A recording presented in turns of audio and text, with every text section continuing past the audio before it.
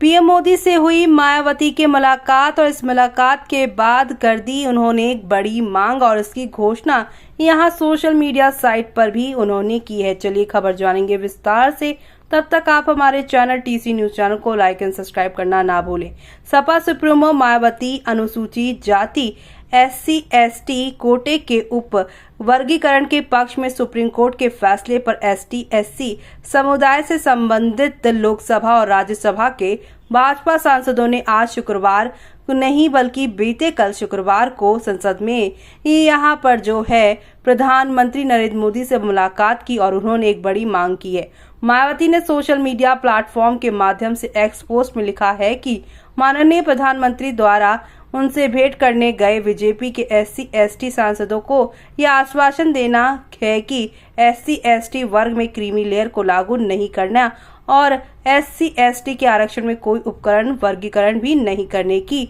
उनकी मांगों पर गौर किया जाएगा। ये उचित व ऐसा किए जाने पर इसका स्वागत है। इसके आगे उन्होंने कहा है कि किंतु अच्छा होता कि माननीय सुप्रीम कोर्ट की संविधान पीठ के समक्ष बहस में केंद्र सरकार की तरफ से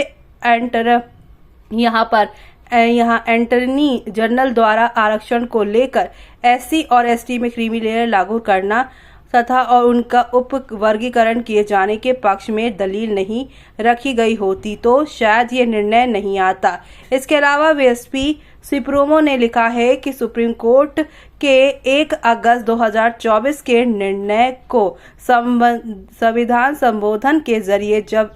तक निष्प्रभावी नहीं किया जाता तब तक राज्य सरकारें अपनी राजनीति के तहत वहां इस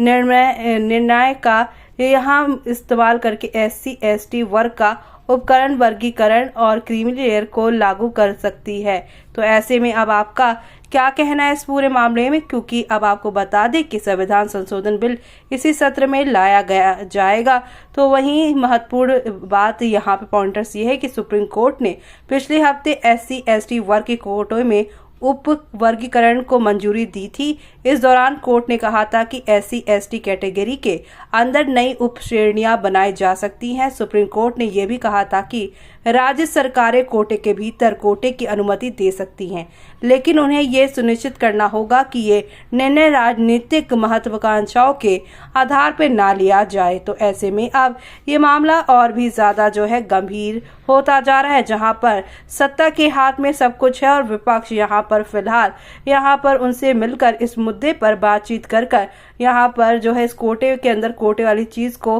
सुधारवाना चाहती है। ऐसे में आपका क्या कहना है इस पूरे मामले पर, हमें कमेंट बॉक्स में कमेंट करके बताना बिल्कुल भी ना भूलें।